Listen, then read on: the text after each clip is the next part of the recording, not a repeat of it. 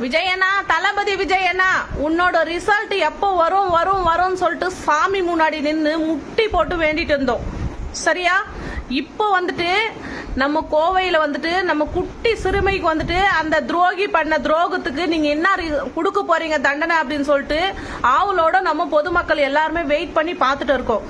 நீங்க எப்படி வந்துட்டு முதலமைச்சரா வரணும்ன்றதுனால நாங்கெல்லாம் முட்டி போட்டு வேண்டணுமோ அதே போல இப்ப வேண்டி கேட்டுக்கிறோம். அவனுக்கு வந்து நீங்க தூக்கு தண்டனை கொடுத்தே கொடுக்கணும், இல்ல சூட் ஆர்டர் கொடுத்தே கொடுக்கணும்.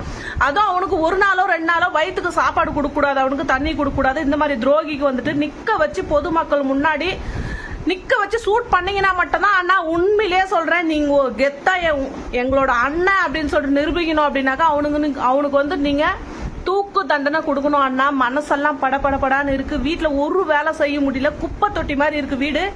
அப்போ எனக்கு மனசு இல்ல, அவனுக்கு தூக்கு தண்டனை கொடுக்குற வரையும் எனக்கு தூக்கமே வராதண்ணா. ப்ளீஸ் அண்ணா.